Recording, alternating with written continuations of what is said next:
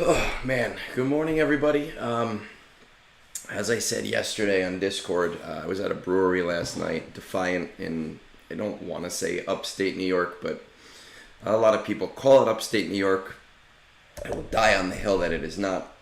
I definitely did not have anywhere near the amount to drink that I would have 10 years ago, but I'm feeling it. I hate it. I did lie. Told a little white lie. I did not get coffee. I have a quadruple espresso in this fucking cup right now to get me through this morning. I'm hoping that you guys help me get through this morning. You can hear that my voice is a little bit hoarse. I don't fucking know why that's the case. But we're going to see what we can do. Because there's really nothing going on in game. I mean, there is a TW that my guild, we accepted right off the bat that we were definitely losing this one. So it doesn't really matter. Nobody really cares. I don't even think I've done a single attack. But because there's nothing really going on in the game right now, I did save my dailies to get done now, which means some of my energies have been maxed. Also, before we started the stream, this is kind of ridiculous. I found out that the PC client does work on my PC, and that I do have it. So I logged in on my PC just to get the stupid box because my computer definitely cannot handle streaming, and it definitely cannot handle doing this kind of stuff with 2 or 3 things going on at once. So I am resigned to booting up my computer once a day simply to get that stupid fucking box. Limestone, yeah, man, it's gonna be a rough morning. Oh man, all right, so let's get these dailies done fast. And for those of you who haven't seen me do it in the past, we're just gonna get them done as quickly as possible.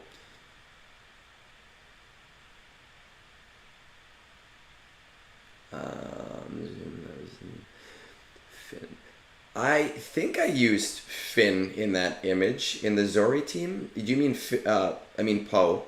Do you mean why I didn't use Resistance Hero Finn in that image? Let me see.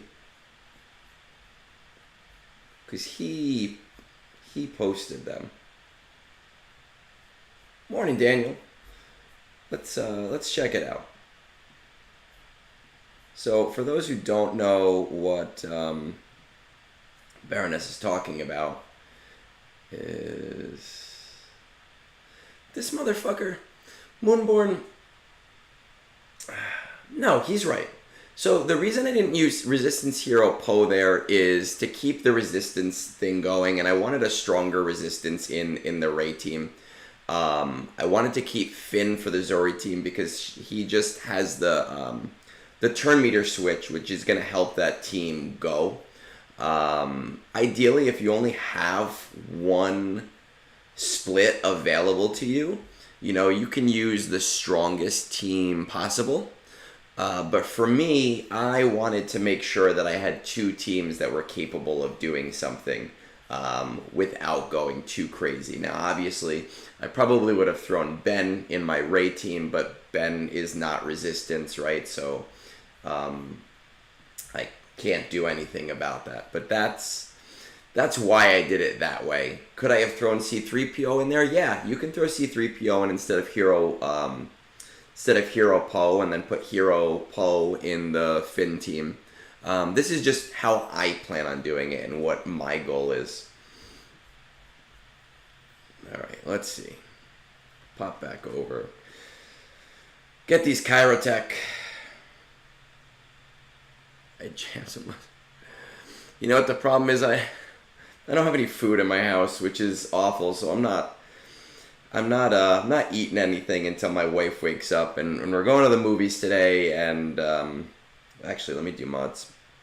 And she'll want to go to Starbucks, so I'll end up getting something like Egg Bites. Also not sponsored. We started doing HelloFresh 2 weeks ago because I did the math on it for the five meals, and I realized like it's actually just about the same amount of money for us and our grocery shopping. but so much less effort. So we don't have any extra things around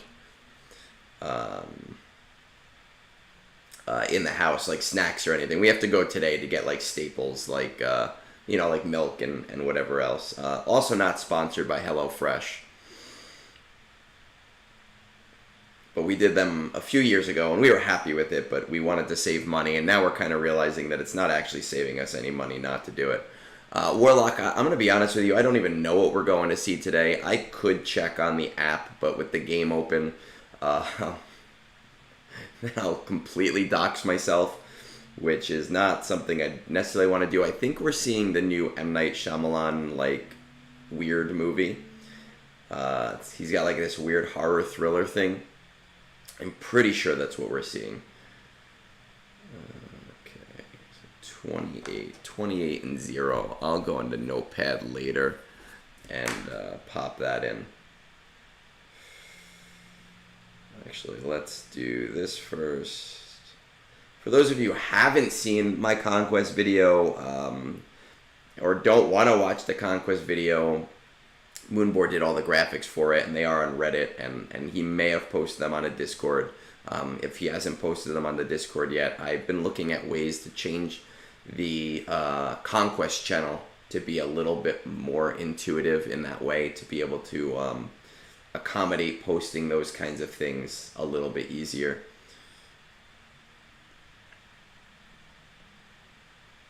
But the goal is, I mean, I'm hoping that it helps people get through their Conquest a little easier. I know one of the guys on Reddit, he reached out to me at the very end of the last cycle asking for some help. And I managed to get him a red crate like in the last 5 days, and he was like, oh my god, it's my first red crate in a while. And I was like, I wish you had reached out to me 2 months ago, right? Because then we could have gotten you 3 red crates. I have almost no Zetas. So during the Zeta event, I thought that the Zetas would be a little bit more. We'd get more bonus like we did last time. And I preemptively used all of my Zetas because I have this goal now to get every Zeta in the game. And then I forgot Bo comes around tomorrow. So I think I have enough. I think she has 3, maybe 4. That Daniel, that sounds right. The Watchers. I think that's what we're going to see today. So I think she has 3 Zetas. If she has 4, I'm screwed for a little while. It's no big deal.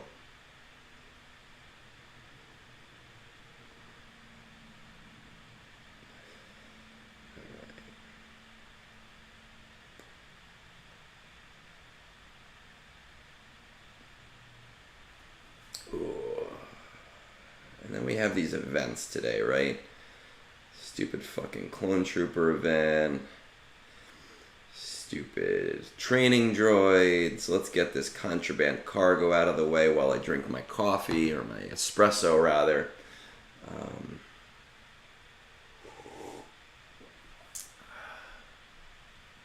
And then we'll get to the reviews. We got 5 reviews for today. 2 of them are returns with some additional information. So we'll check those out. Those are always intimidating because I don't go back and watch those videos to see what I said. Yeah, Warlock, I realized not too long ago that I have almost every Zeta in the game just because of playing for so long. So now I'm like, I want to get all of them, even the useless ones. And I've been doing them like in batches of 10s, and my guild, every time they see it, they're like, what the fuck? Why did you just apply like the stupidest fucking Zeta? But what I realized, I was on the Star Wars Galaxy of Hero forums, and someone was saying something about Zeta income, and I kind of did the math, and I realized I'm in a Zeta surplus based on the cadence of characters we've gotten recently.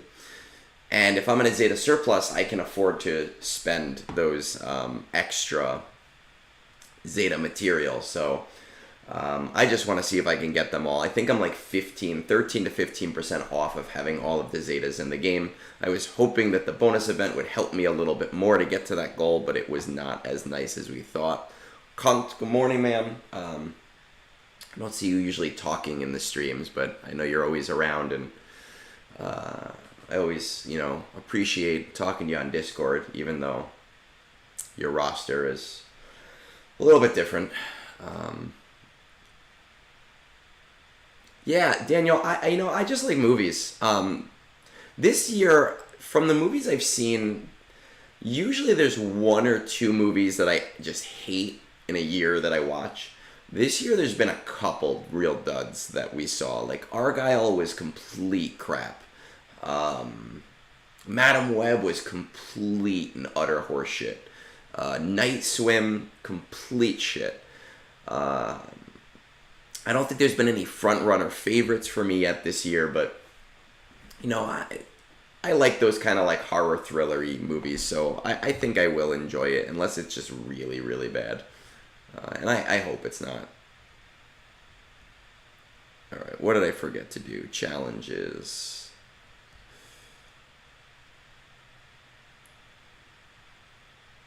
I have not started watching The Acolyte yet. I haven't had time. Here's the thing. I used to watch my shows on Sunday mornings while my wife was asleep. But now on Sunday mornings I do Brunch with Egnards, so I haven't had a chance to watch it. The summer is coming up in a few weeks, with school and everything. So I probably will end up just watching it when the whole thing is out in my summer mornings to keep myself busy. This summer I'll also probably end up doing a little bit more streaming. 2 months ago we did a fun little, well, it was fun for me, I don't know everybody who was here or not, where I just played Mega Man X and chatted with people because it's my favorite game. I might do more classic game stuff because that was fun. I enjoyed it. Alright, let's see what we got going on here.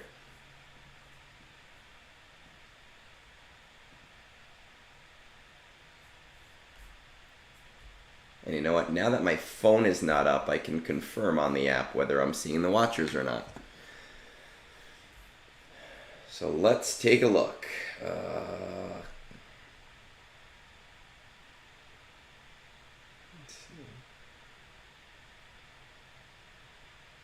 Let's see.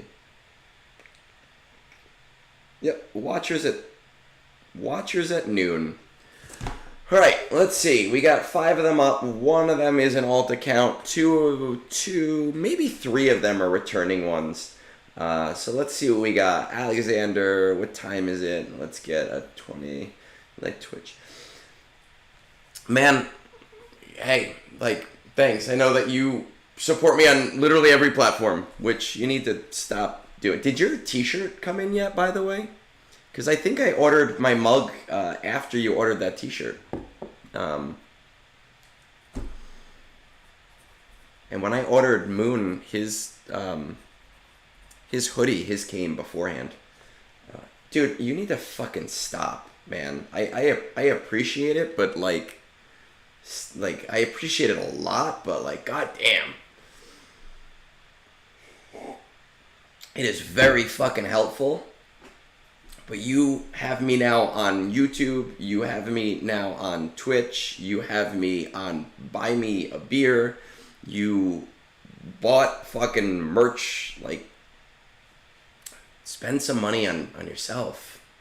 But when you do make it to the States, I'll buy you a beer. I 100%. Alright. I'm getting distracted. That's what I do. I get distracted by the chat. So the first one is Alexander. Howdy, Egnards. Can I get a roster review? You roasted to hell of my alt. So this is an account that this guy has no bearings on. It seems like it's an alt that he recently got his hands on.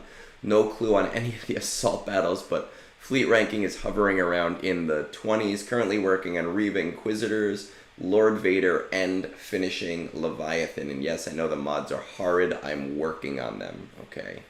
So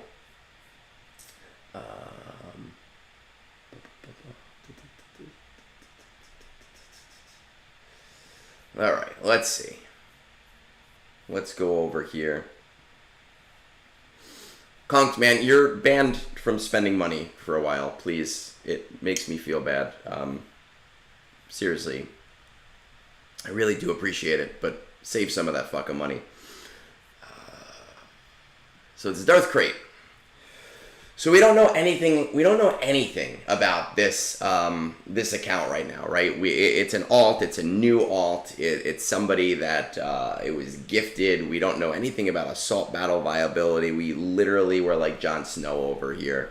7.9, so roughly 8 million account. Motherfucker.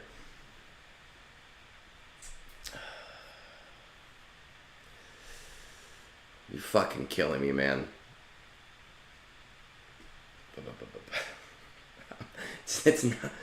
It's not fucking reverse psychology. It's that I like my organic idea of helping people out. We're using Executor to pop in. What does this fleet fucking Discord look like? We don't know what the fleet Discord looks like. We just know that we're at roughly 19. You probably don't care as much about the fleet. I can't imagine you're going to do 2 fleet climbs. That kind of sucks to do. We have C, SLKR, JMK. So we've got 3 of the... we've got 3 of the Galactic Legends. Let's fucking see. Let's just check out the assault battles really quick. Imperial Troopers... Veer Stark Piet, Dark Trooper. So you can, honestly, I know your mods, I'm not going to look at them, but with correct modding and with moving mods around, you can get CT3 on Rebel Roundup. You can get CT3 on, God, I can't even remember the names of these fucking things right now. On Forest Moon. I would use the Veer Stark Piet, Range Trooper, and Dark Trooper. For Rebel Roundup, I found Moff Gideon to be more useful than Dark Trooper. But I also had a lower geared Dark Trooper at the time, so I would go the Dark Trooper route to see how that is. You have C and SLKR, so places of power should not be an issue. Rebels. 1, 2, 3, 4. Where is that 5th one? Chupio. Do we have him? Chupio's at 6 stars right now. Honestly, you can definitely do CT2 with CLS, Han Solo, Chewbacca, C-3PO, and R2-D2. I'm curious, because you don't have Chupio, if you take out R2-D2 and put in Mon Mothma.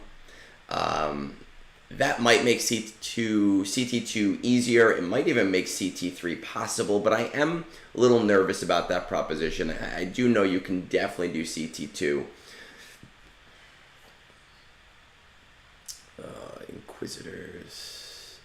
Inquisitors, you should be doing CT2, no problem.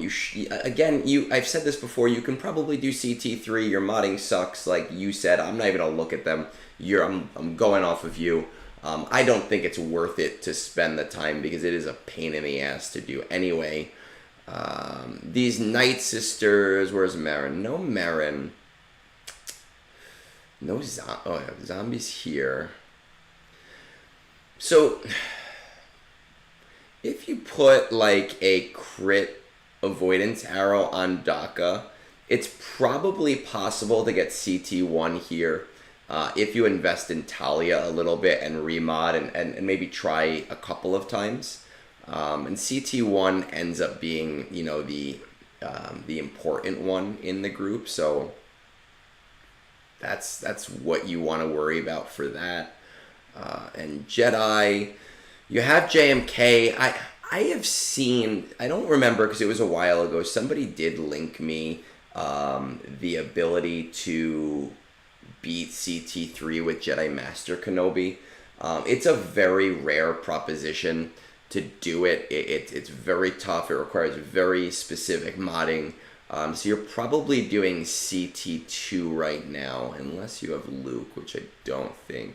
But that's fine. CT2 is completely fine. Let's check out some of these journeys. Ubaj, what you're going to do is you can head over to Discord.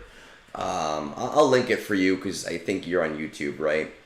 And I have a whole thing of, there's actually two of us, myself and Captain Amazing, you can get reviews from.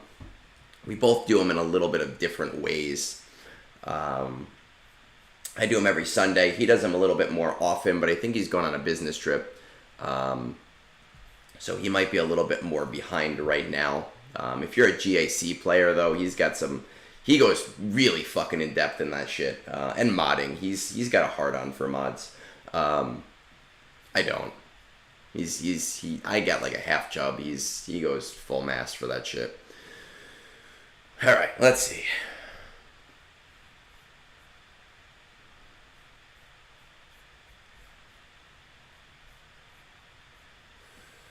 Did we buy this? No. Jedi Knight Luke.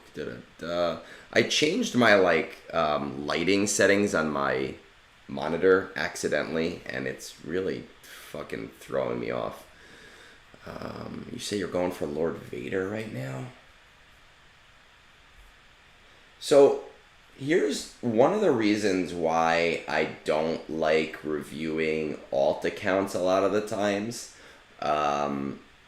is that alt accounts are more for fun, and main accounts are more for efficiency usually. So I can tell people like, hey, don't do this, do that, don't do this, do that. And then people come back and say, oh, well, actually, I'm doing this because I already have a great account and I just want to be silly with this account. So it does get tough. I personally would not be going for Lord Vader right now. I can see it if that's what you want to do for your guild, or if you're just like, hey, let me try something completely different with this account from what you normally do. I can understand that, but that's kind of what makes doing this a little bit harder than it normally would be. So it looks like Leviathan is literally you're right on the cusp of it.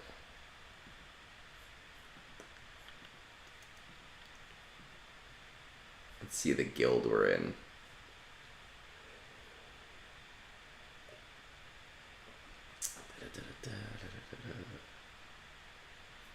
Okay.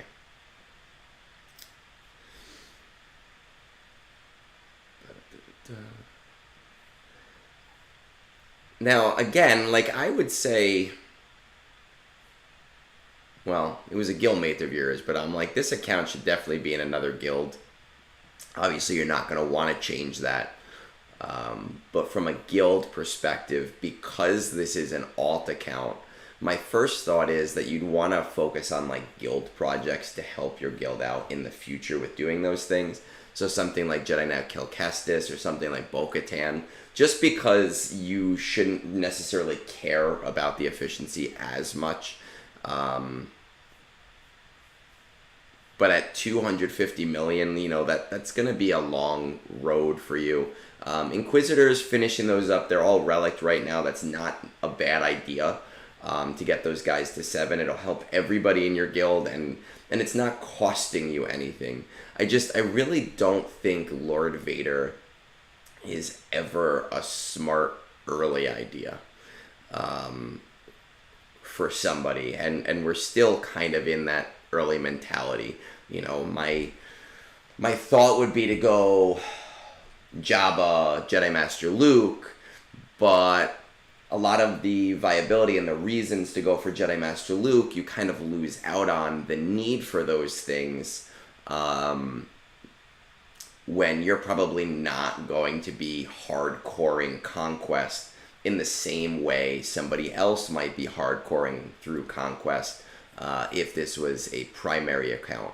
I do think, especially if you're trying to fix the modding on this account, that you kind of need to prioritize Jabba over really anything other than Inquisitors, right? So let me just make sure that I think that if I wanted to have fun with this account, but I still wanted to have it put in work, that I would rearrange things to finish up Inquisitors, go the Jabba route, right? Then go the Lord Vader route.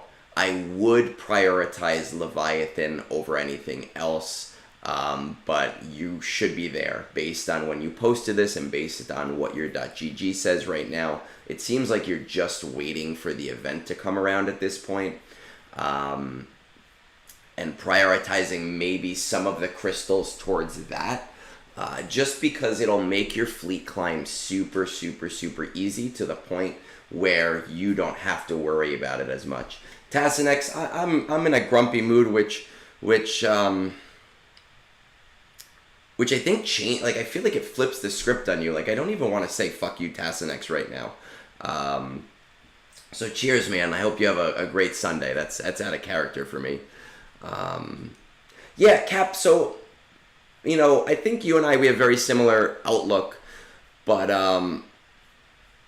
like I said, this being an alt account, I agree with you. I love my Lord Vader. He puts in a ton of work for me.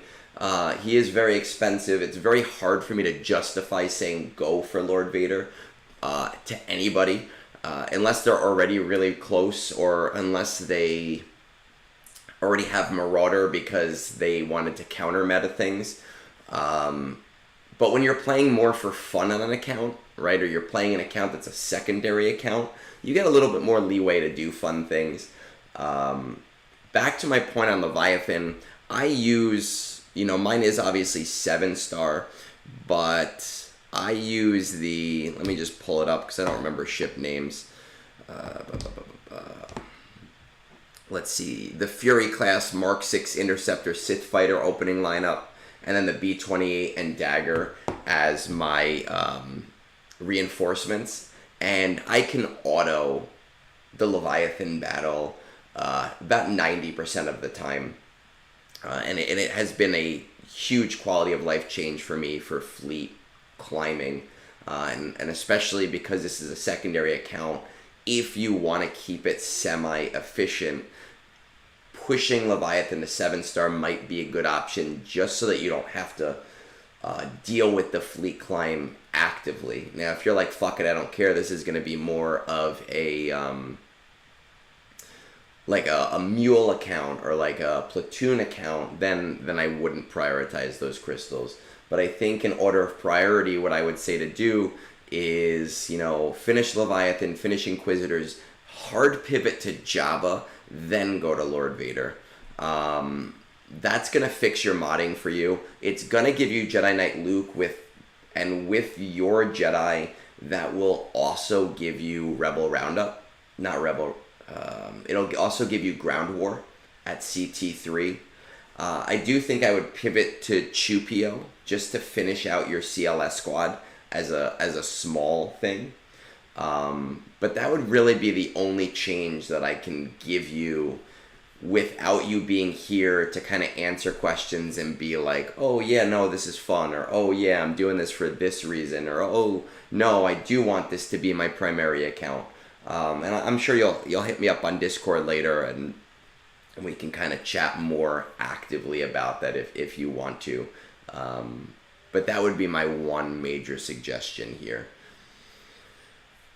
All right, let's move on here and see what we got going on. Limestone. Now, I reviewed Limestone a few months ago, and again, these are always intimidating to do because I don't rewatch my roster reviews, and so my opinion on what they should do can sometimes change, and who knows? Let's see. When he did my roster review, we had 4 major farms as Inquisitors, Seer Malicos, Starkiller, and Lord Vader. Now, keeping in mind, I'm assuming if I go back to Limestone's original post, they probably were either close to those things or they were hard targeted things. As I had not jumped on the initial chance to get extra value from the Gungan Marquise, you suggested leaving that aside pending more information on the raid. The baby Inquisitors are now all at Relics. GI is coming in a few days, and Riva either this TB or the next. I'm considering a Gungan pivot instead of moving on to Seer in preparation for the new raid, since we got that huge bonus drop, right? So we got those bonus drops that kind of changed the game for a lot of people, even though the post bonuses were not as high. as the last time. The Gungan bonuses were significant.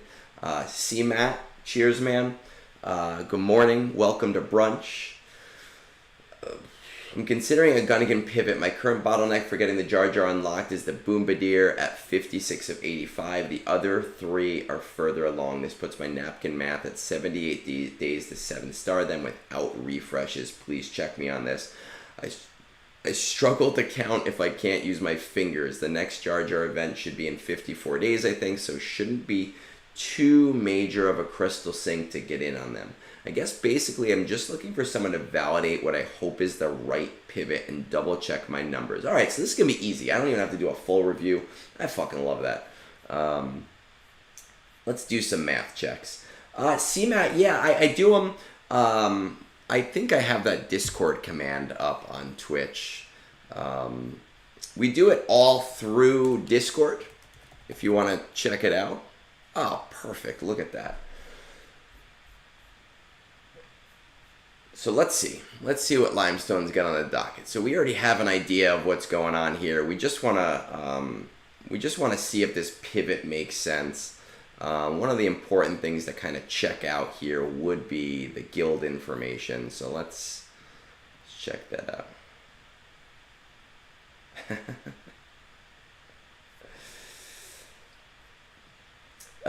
Moonborn, it is there's just this ASMR like cadence to my to my voice, especially like the kind of grungy like grossness in it that's going on right now. So 436 raid history. We're hitting the 250 box, which is not amazing, but my guild was doing that up until a few months ago, just because we didn't want to do the raid at all, and everybody hated it. Let's see what we got going on here with these Gungans.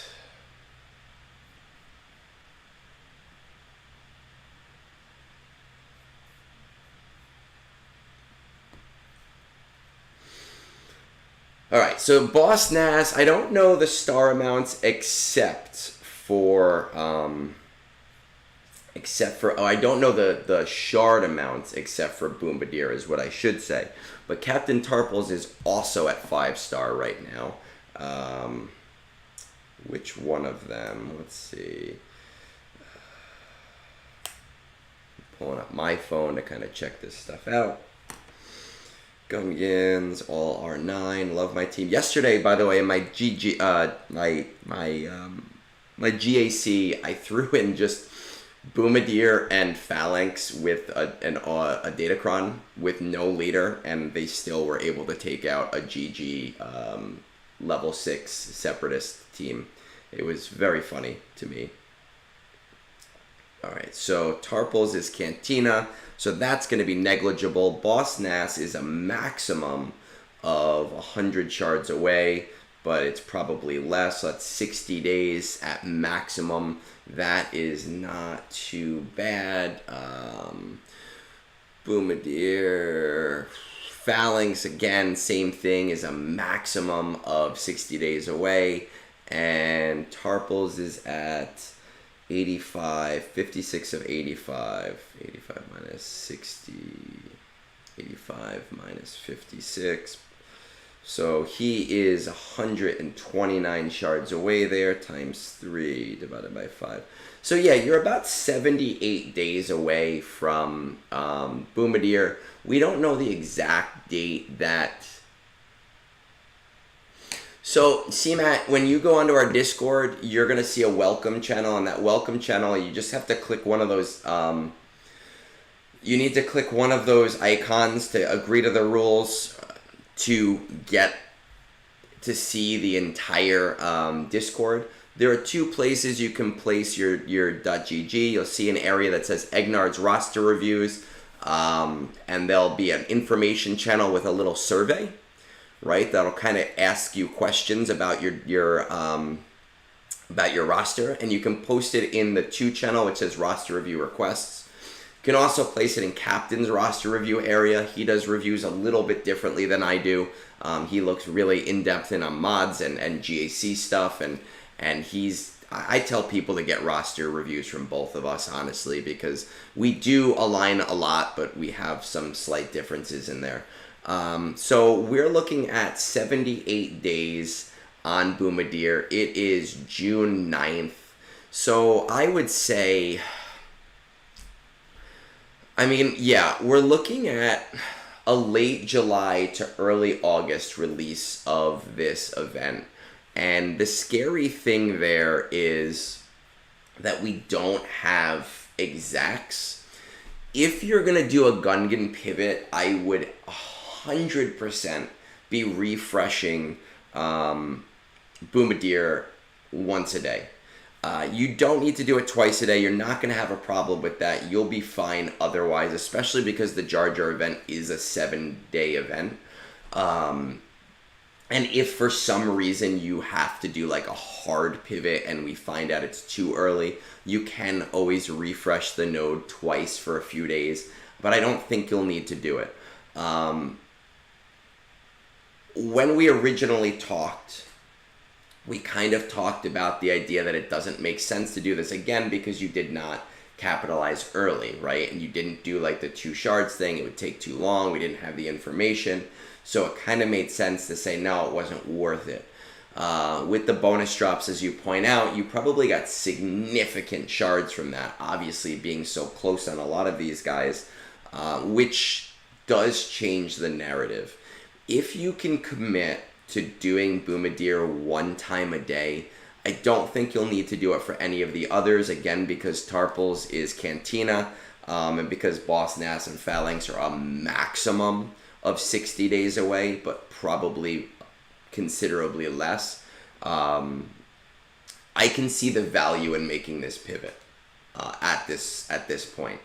As long as you have the gear in reserves to get them all up in time. But with 50 to 60 days, that shouldn't be an issue.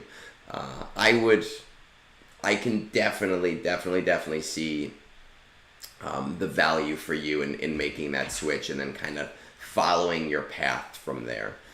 So hopefully that answers your question. Honestly, you sent this big long text yesterday morning and I half read it because I was ready to run into a class I had to teach. I should have read it that morning because I was like, oh, now I'm thinking about it. I'm like, oh, this actually wasn't that hard of a question to ask, to answer. So I apologize. I should have given you that answer yesterday. But I had to teach 5 classes, and it was its own thing, and I didn't get to read all of the messages as I would have wanted to. But hopefully that answers everything that you wanted or needed answered. Let's move on. All right, this is another one that I have done in the past, and not too long ago, only about 2 months ago. And based on the message that I read here, it seems like one that probably was based off very limited information on the account and that they probably did not fill out the survey. I always tell people, hey, fill out the survey. It makes sense. It helps me understand. Oh, Limestone, you're there. Perfect. Current numbers are 36. So Limestone, I was on my Twitch thing here, and for some reason my multi-chat doesn't always pick up on the YouTube chat, and so I'm just now reading your Boss Nass and Phalanx numbers. You should be fine. Boss Nass is going to be good. Phalanx, you might need to 1x, maybe, but I wouldn't do it right now. I would wait till announcement because it would be a hit or miss of a couple of days. So you should be good not refreshing any of those things at all except for Boomadeer, but I would definitely commit to doing 1x on the Boomadeer. So Nena, let's see what we got here.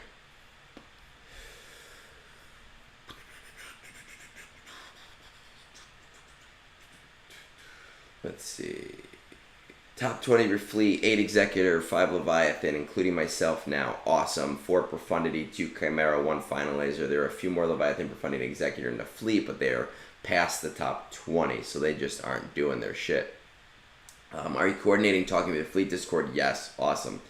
Assault Battle, CT2, soon CT3, about to finish Jabba. Love it. I'm sure that I gave you that that recommendation, but it reminds me that I have to increase my Jabba counter from before, so we're going to do that really quick because it's very important that we do that. Force Moon CT3. So it looks like these are in order except for Secrets and Shadows, but you have CT1 on that one, which is the important thing.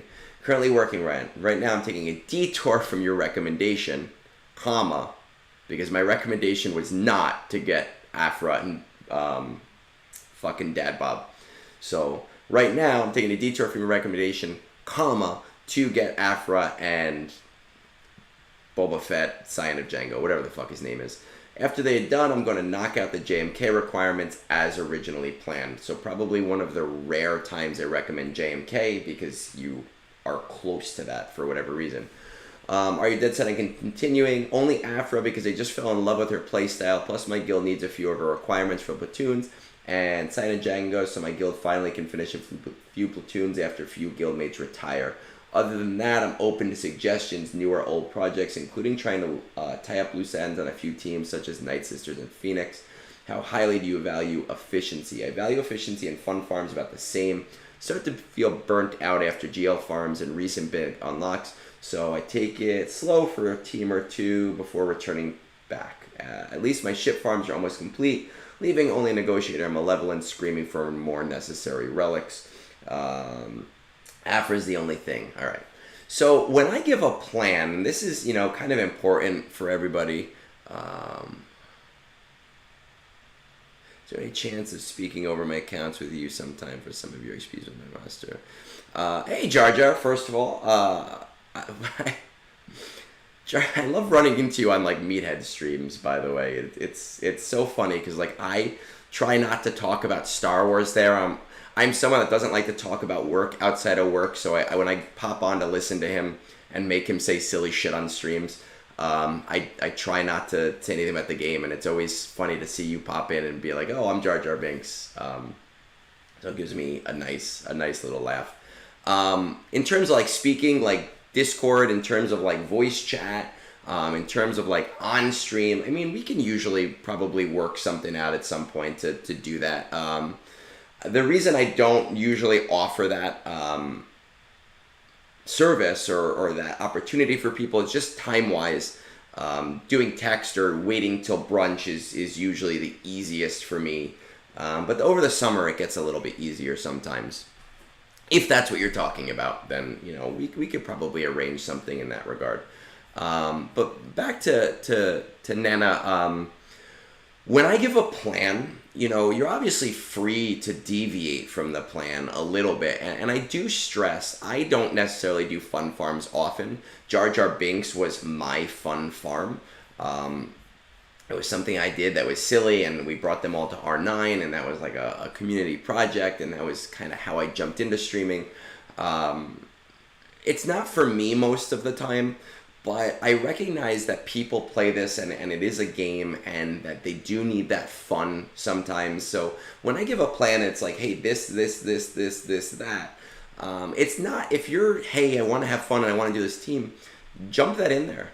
That's fine. It'll slow down the plan, right? But if that's going to give you considerably more enjoyment of the game, then you should be doing that, because you should be enjoying your game. I have a guy in my guild now who's quitting after 8 years, and I think I have a replacement for him, but because he wasn't enjoying the game anymore, and I do hate when that happens, but I get it. It's a big time sink and a big time commitment. Vader's Vodka Cafe. I like that. That's funny. 9 million. Let's see. So we're hitting 1. Perfect. That's all that's important.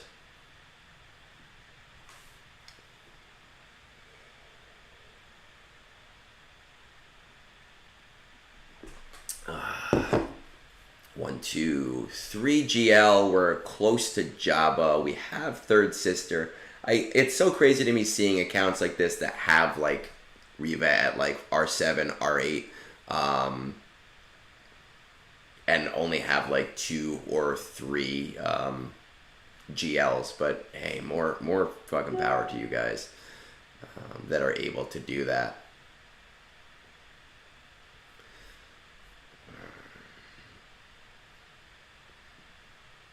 Let's check this out. How close are we on Jabba? All right, so you either have him at low right now or you're ticket farming for him right now. So you're that close. And then Jedi Master Kenobi we're really close on. Afra's a passion project.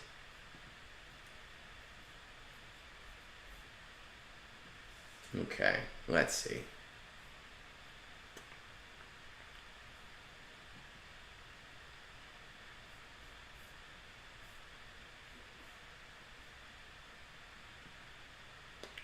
Night Sisters, where are we at for CT1? We have Marin. So what I will tell you about these Night Sisters, and again, I've said this a lot, getting to CT2 and getting to CT3 does require a lot of effort, and it does take a lot of mental strain. One of my friends in another guild, Slam, it was very funny when this first popped up maybe 5 or 6 days ago, and even with his Night Sisters, just because he couldn't get the modding right, every hour he was like, oh, this is hour 6 of trying to get this done, hour 7 of trying to get it done. Sometimes you hit it really quick, sometimes you don't. Fat Phil linked me somebody who was able to do this. I think it was only Old Daka that was Relic. Everybody else was G12. It's really 1 part luck and 1 part modding. I think that if you bring Mother Talzin to G12 and you just really mod these guys really well, so like Old Daka with a crit avoidance arrow, and tons of health, you can probably easily get CT2 and make CT3 possible without too much extra investment. Now with that said, I love my Night Sister team. They're awesome in ROTE. They auto literally everything that they touch, except for Mandalore because it's Imperial Troopers. But we got very close on that one.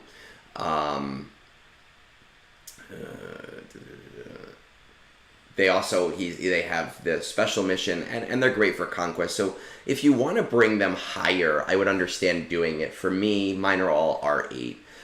The one thing that gave me pause here, and I was just looking at, is with Marin and this crit avoidance arrow with 14 speed on it. That's a lot of speed for a non-speed arrow. That's the kind of thing that you might want to consider switching over to Old Daka and investing in that mod a little bit more for her. Because if you can get that to 4 or 5 rolls and having 20 plus speed on a crit avoidance arrow, Old Daka will eat that shit up during these battles, or Jedi Knight Luke for some events. I wouldn't prioritize that mod, but especially for this event, I would do that. I think my Old Daka has a health arrow. I would kill for a health arrow that had like 20 plus speed for her. That would be amazing. All right, let's see. But just in terms of the assault battles, I mean, Afra and BF. So sure. 411. Let's check raid history. 150. So raid's not really the biggest priority for you guys. Yeah, Adam, I agree with that. And if you can get one that has high speed on it, even better. And just looking at Marin, because Marin, it's a waste. And so having a 14 speed arrow on Marin when that could go to like Old Daka, like that's something that could really be put to use later or anytime. Leaders Vodka Cafe. Okay.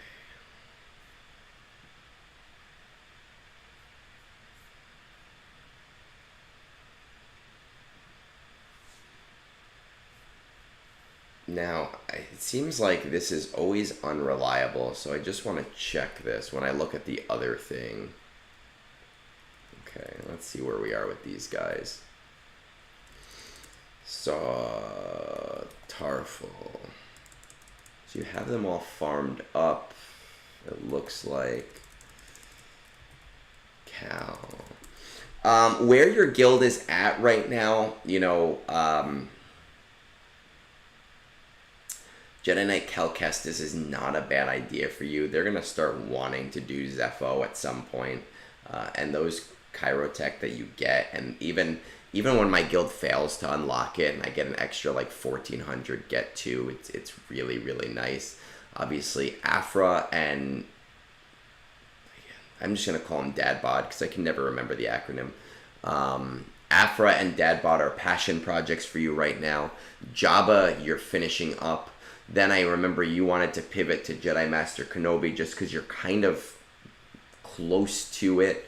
I would strongly consider throwing Cal Kestis into that mix as a smaller project that you are pretty close to already, and it is going to help your guild. Even if you're not unlocking Zepho, I will tell you, I know that it's not for everybody. For me, I love TB Omicrons because they save me time, and time is my most valuable resource. His lead Omicron makes that Jedi team auto everything. It's not for everybody. If you're a heavy GAC player, don't do it. I don't take GAC seriously.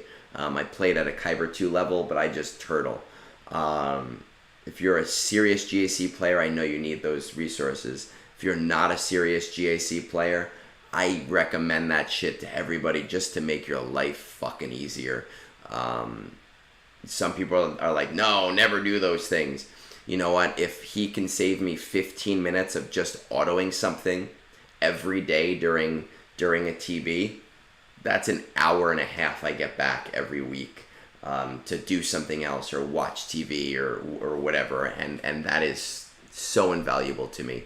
But I think Zepho is going to be a priority for your guild at some point, so Cal Kestis makes sense as a smaller project to put in there. Your guild's not doing super great with rating, which is fine. They're at the 400 million. It makes sense. Your Jar Jar is kind of an unlikely luxury. I did not look at your Gungans. We'll look now, but I don't see a world in which I think they're going to be the smartest move for you. Yeah. You're probably going to rely on your Jedi/GR, and you're probably going to rely on your Separatists for the raid stuff.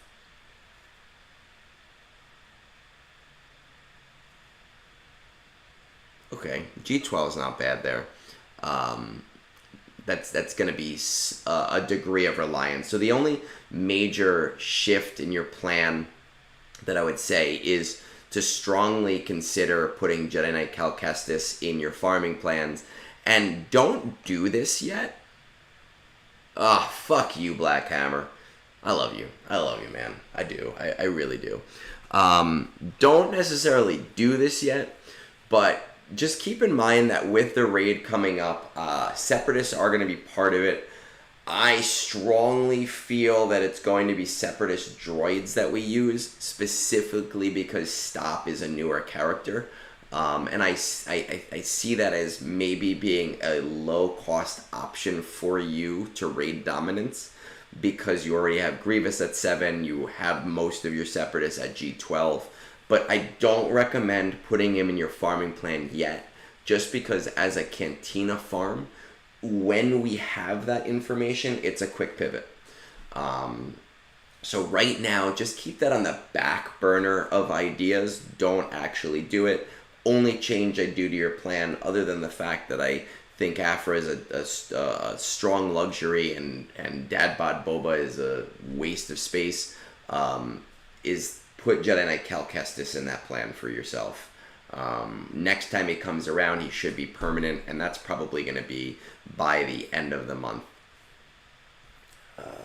Alright, so that's 3. I'm going to refill my coffee, guys, because after 4 espresso shots, I need more fucking coffee today. So give me 2 minutes and we'll get back to it.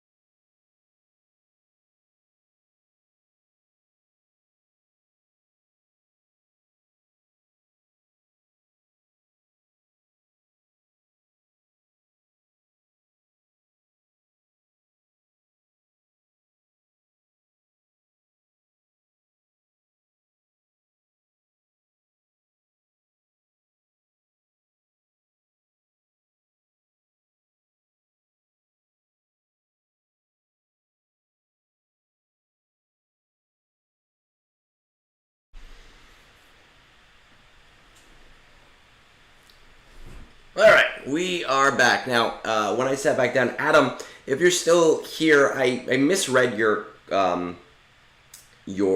comment before, and I didn't see the question mark. So to answer your question, crit avoidance works really well for the event for Secrets and Shadows.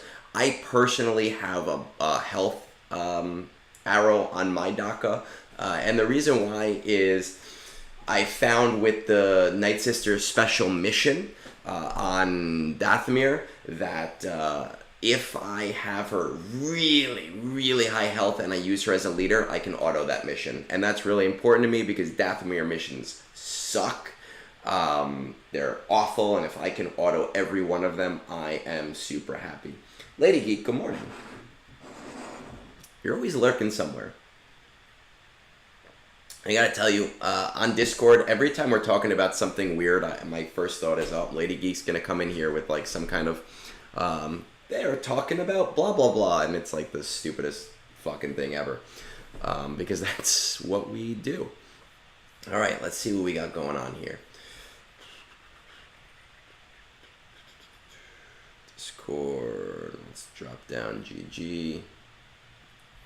Put this over. And we've got antics, so let's get a timestamp over here. 106.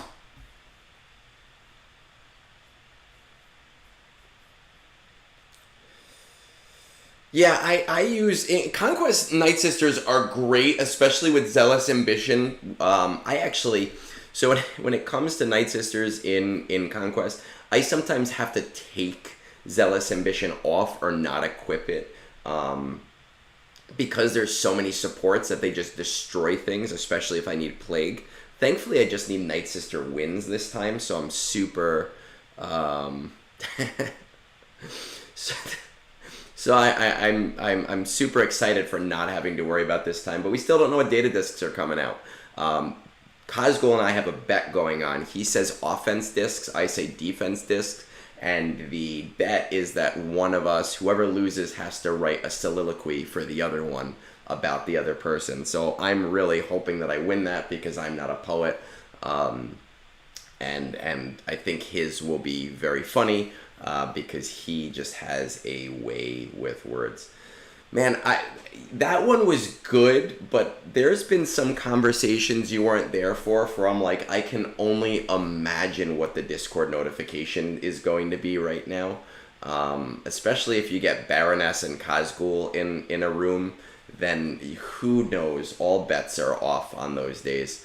Okay, and look at that. I'm so distracted that I'm going to have to re-up my timestamp. We have antics here. Top 20 of your fleet. 9 Leviathans, 6 Profundity, 5 Executors. Are you coordinating with your fleet Discord? No. Please coordinate with your fleet Discord. Please do it. Guys, fleet Discords get a bad reputation because there is a very, very, very small minority of fleets Discords that are like mafias and they shut people out. Most of them, I have done hundreds upon hundreds of reviews, and I think only once has somebody come back and said, oh, I tried and my Discord was complete shit and they were assholes. It almost never happens. Talking to your Discord it's so valuable. Even if you're hitting number 1, having that coordination effort allows you to do less battles. Because you know who to hit and what not to hit, and oh, this person has their payout in an hour, so I'm gonna try to jump them in a different way to make their life easier. Some days I'm at like 15, and that sucks. I have to do 3 or 4 battles. Some days I'm at like 3, right, and I have to do 1 battle on auto. I cannot express enough how much time being in my fleet Discord saves me. Assault battles, it looks like they're all in order for CT1, except for Fanatical Devotion. Currently working on finishing SLKR, then moving on to Jedi and Night Sister teams for assault battles. After that, JMO was next. Are you dead set on continuing? No. How highly do you value efficiency versus fun? I value efficiency over fun. I have just returned in March and want to get up to speed. Are there any favorite characters you want to prioritize, even though you know it's probably not smart? I would like to get a Sith Empire up and going, but Proving Grounds has been difficult. I am willing to spend the crystals and plus pass for them. Thank you in advance. Just really unsure where I should focus on. So, Antics, what I will tell you is good news. With you, I haven't looked yet, right? I see your GG is on my other screen right now, but I haven't looked at it.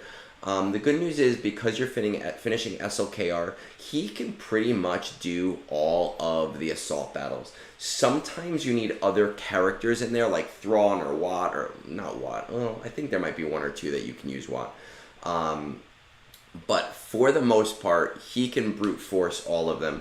There is the Trello board that is kept up by the community. I have it pinned to our, I think, GC and Journey help page in Discord, where people update the teams that they use. It might help you out a lot to be able to get things. I know the Fury class Proving Grounds is super easy with SLKR. I think the Malgus one is a little bit harder, but it is certainly doable. Again, having not looked at your Discord yet, at your GG yet, one thing I will say about efficiency and like the Night Sisters and working on them for ABs, there are 5 assault battles that I consider to be priorities to get to like CT2, CT3. And the reason why is because the teams are so usable elsewhere that we don't just have to worry about the ROI on the event itself. The 2 that I don't necessarily worry much about are Secrets and Shadows and Fanatical Devotion. Now, with Captain Rex now becoming an early game character, that might change to CT1. With Merrin now being accelerated, that shifts it a little bit because it does make it a lot easier to get to CT2 and to CT3 with your Night Sisters. They are one of my favorite teams to use right now in the late game, but it's not necessarily a team that I would prioritize in the mid game. Again, have not looked at your GG yet, so don't just take that as like a general understanding and less as a hard rule right now. Adam, you know, yeah, it is hard to come back to a game like this where the game advances over time. I've said this before, I played very casually for the first year and a half to 2 years of playing. I was a login twice a day kind of person, don't get my bonus energy kind of person. Just do 5 battles on like 8 different farms, right? And not even really worry about anything. Don't do any refreshes. I started in 2017. I did not get any fleet crystals until COVID. I did not get any arena crystals until till Ray came out, and I was then getting I was in the top 100. I didn't start hitting top 10 until Jedi Master Luke came out. So I was way behind, and becoming really efficient at the game and understanding the math is what brought me to where my account is today and being able to be on the pulse of things now. But it was a long journey. If you are a spender, those Lightspeed bundles are a huge help, and they are a very high value for people. If you are not a spender, it's really about buckling down and understanding where your crystals should go and where your crystals shouldn't go. But it is going to take a lot of time. Let's take a look at this roster now. Let's see what we got going on here. We're going to pop this GG up. Bronzium 4. Where is this? I'm going to choose to take your name as C, anal bleedings, instead of canal bleedings, just because I want to. 4.4 million. Okay. So, in terms of your fleet Discord, you're probably, again, I wasn't looking at your your GG yet, you're probably not going to even get into your fleet Discord without a GL level ship anyway, so it's not necessarily a priority. I would really like to see you at least getting into the top 50, because then you're going to get very free fleet arena crystals, and that is definitely an important metric for people. For where you are in the game, your assault battles are pretty on point and where they mostly need to be. We're going to bounce around quite a bit here just to get an overview first.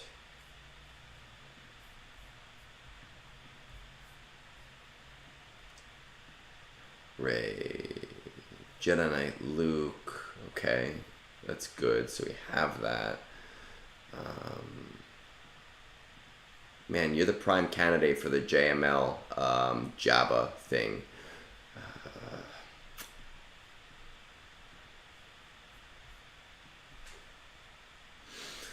Let's see what some of our ships are looking like.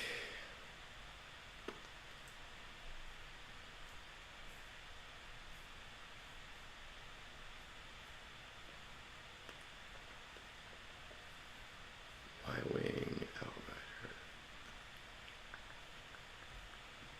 Okay.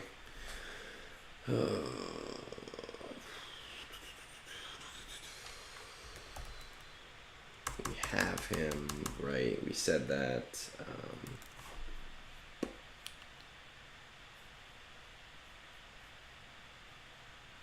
When did you post this that you said? Oh, so you posted this yesterday, finishing us. Okay, all right. That's not that long ago.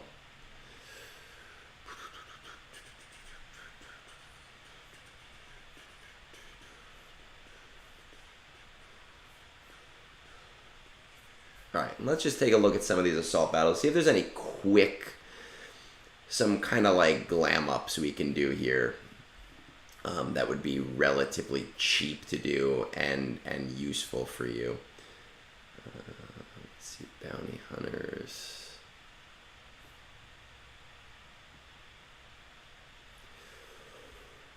Let's see, Empire. Okay.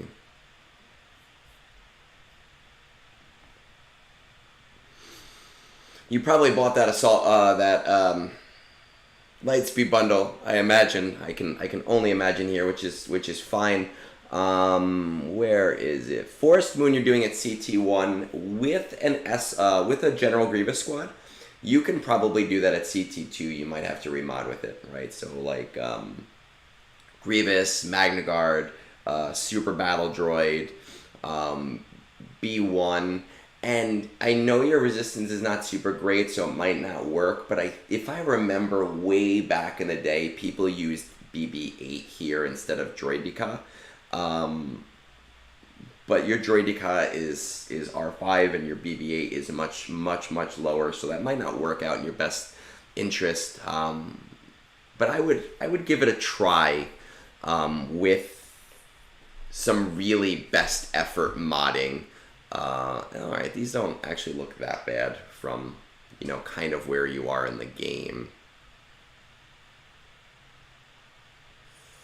Oh, well, I would kill for this health mod. 16% health and 18 speed on it. That thing is not bad at all. Good.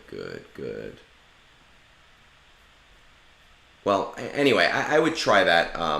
You might have to remod a little bit, but it seems like for where you are, you're pretty okay. Ground War CT1 should be CT2 because you just got Jedi Knight Luke. Let's see what your Jedi look like. So you can probably, Jedi Master Luke makes CT3 a lot easier, but you can probably do CT3 with this assortment of Jedi. But when you do it, take all of the speed off of Jedi Knight Luke because you're going to be using him as a leader.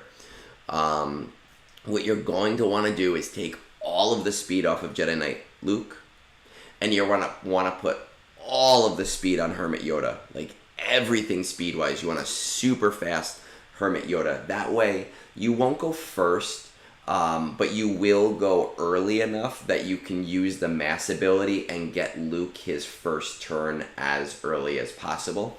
And then you're going to use the mass stun. And that way, they're all going to be speed controlled, and everybody else in your team will be really, really fast. So I'd use like Jedi Knight Luke, Jedi Knight Revan, General Kenobi, Hermit Yoda, and I would honestly use General Skywalker over Grandmaster Yoda just because of the relic levels. I liked Grandmaster Yoda there, but General Skywalker should do pretty good. The general idea is that you're going to want to end every single phase with the mass call, so that Jedi Knight Luke gets the first turn in every phase. You're also going to want to slow down every phase so that you can start each phase with Jedi Knight Luke stunning everybody, which gives you a little bit more time. Which means that sometimes you have to do your best to actually slow down the match, so that Jedi Knight Luke can take enough turns that you have his stun up for going forward. But I think if you mod them right, you can probably get CT3 without too much problems. I wouldn't necessarily worry about Secrets and Shadows right now because you're doing CT1, and that's the important one, right? That's the one that you kind of want to be focused on. You are in the prime area of kind of going into that triangle. So some people call it a triangle. I like to call it a square because there's a lot of overlap between 4 characters. But the important ones, I think, for you are you need a GL fleet. I would go for Profundity with where you are. I think it's going to take you too long to get Leviathan, but I do think Leviathan's on your horizon because you get an SLKR and you should be able to kind of build those up over time. But I would really like to see you getting Jedi Master Luke, getting Jabba, and getting Profundity. And if you do those things, it's going to elevate your account. It's going to give you CT3 of Rebel Roundup as well. It's going to give you a significant boost to your modding. It's going to give you the best Conquest character in the game. I have an almost 12 million account, and I still lean very heavily into Jedi Master Luke. And then if you really want to, you can pivot really easily and nicely into Leia Organa. But I think we'll be far enough ahead in the game where I don't like to look that far in advance because we don't know what's on the horizon in terms of like 6 to 8 or 7 to 12 months from now, right? So I wouldn't commit to Leia. I think, let me see what your differential is on Jedi Master Luke and on Jabba. Definitely start on Outrider right away because that doesn't, that's not going to accelerate, right? So that's going to take you a while. Yeah, finish Jedi Master Luke first. That's fine with where you are and everything. Finish Jedi Master Luke. Go after Jabba and Profundity afterwards because if I remember correctly, let's just check really quick.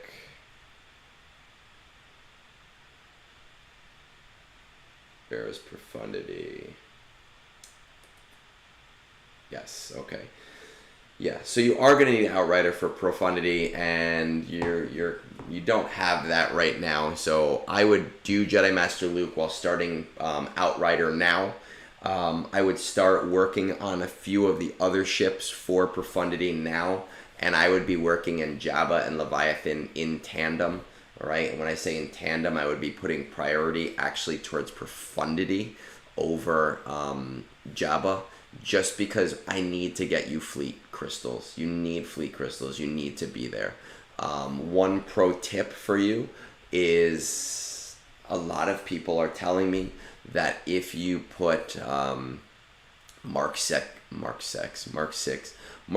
Interceptor, which I know you don't have yet, into a 7-star Profundity opening lineup, it does make a Leviathan counter a little bit more reliable, so that might help you. But we're looking at so many months down the road that who the hell knows what the game is going to even look like at that point. Regardless, with 9 Leviathan, I mean, you're going to be getting at least into the top 20 at the very least, maybe into the top 10, depending on what your fleet looks like at that point. But that's where I would go with your account based on where you're at right now. It's kind of exactly what I tell a lot of people, because those characters have so much ROI behind them. And once you have those 2, or I should say 3 because of Profundity, once you have those 3, you can choose to play the really highly efficient card, or you can choose to take on passion projects, because you've built up most of the really important ROI in the game at that point. So it gives you a little bit more leeway, right? So that's where we would go with that one. Let's see, we're at 125.10. Let's say 30 just to call it even. GG.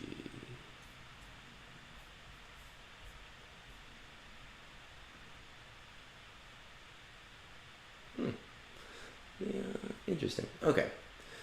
So, ChargingBadger, I believe I did one for you. Your name is so familiar. So, either we just talk a lot, or you did one at some point in the past.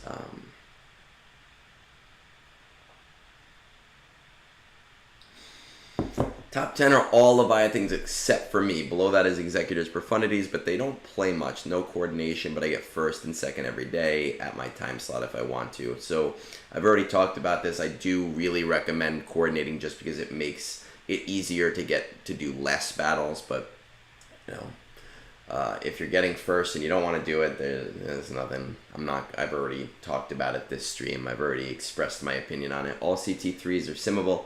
Currently working on Jabba and some ROTE characters on the side for relics. Shard-wise is bow and Leia requirements. Your plan is Jabba into Leviathan, into bow, into Leia.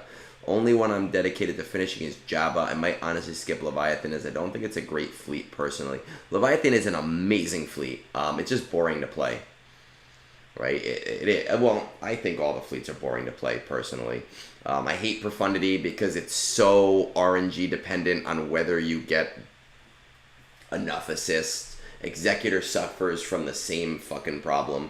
Leviathan's just boring. Yesterday, I did an auto battle and I killed the entire enemy fleet using the Mark 6 opening lineup. They only had Mark 6 left. They only had an R5 Sith Assassin, and somehow they still beat me to the ult, which is insane to me, but whatever. That's my own failings there. I still don't have I want to do bow after Jabba just to get the Keller into R7. I feel like it's worth it.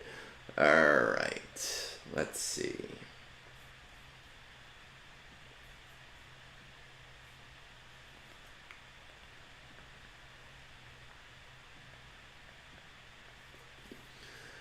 Altcades Sabbath. I think Sabbath is with 2 A's. I don't know. I'm not a religious guy. You're Kyber 3332. Where am I at? Are we gonna face each other at some point? Let's see. Oh, I'm at 35. I'm a little ahead of you. Alright, 10 million. Still 10 million and not having Jabba. That's fucking insane to me. 2, 3, 4, 5, 6. So we're just missing Jabba and Leia. Do we have Cal? We do have Jedi Knight Cal, so we're doing the Zepho stuff. Does not look like we put any degree of priority into our Gungans at all. At all. Okay.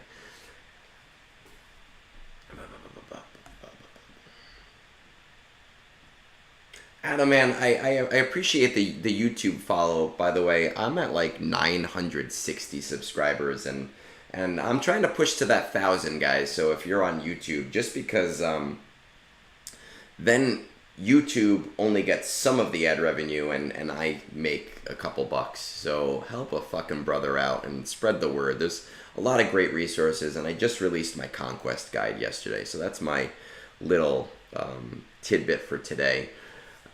It's so interesting to see a 10 million account that with which tools we don't have. You have that. You have Afra, Bo, Leia, Leviathan's kind of far. Jabba's pretty close. Okay. So when we, Task, man, I'm almost there. I'm almost fucking there. That's been the hurdle this whole time. I'm waiting for it to happen. So everybody go spam it on your Discords and be like, help this fucker out. He's always doing stuff for people. Let's see. So the thing with an account like this is it's hard to... There's only so many paths you can take at this point, right? Like you are where you are. There's not like, hey, I'm already doing this, I'm already doing that, I'm already doing that. It's just, these are the things that are available to me. I am curious how you're getting first. If you're using Profundity, if you're using Executor, if you're doing the counter meta here. Alright, so you're using Profundity to get to first. And you're using the Mark 6 in the reinforcements. I would be curious to hear how that works in the reinforcements. I have heard it being used in the opening lineup. I haven't heard it being used in the reinforcements. So, please follow up with me and let me know. I don't normally go into things like Omicrons, but I just want to get a full picture because we're at a point where there's really nothing I can tell you to do that you're not already doing.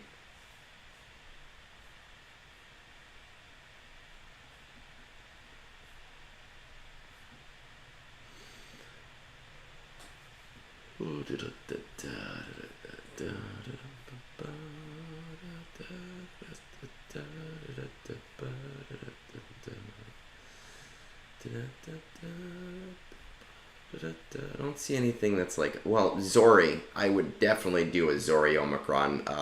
The reason Zori Omicron is so useful, and I hate that I didn't do this earlier, is that if you have Rey, you have Zori's team, right? And Zori puts in a ton of work, like just so much work.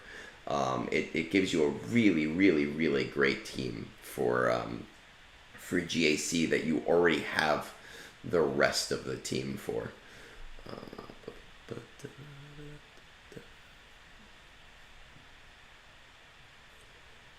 Nothing too terribly egregious otherwise.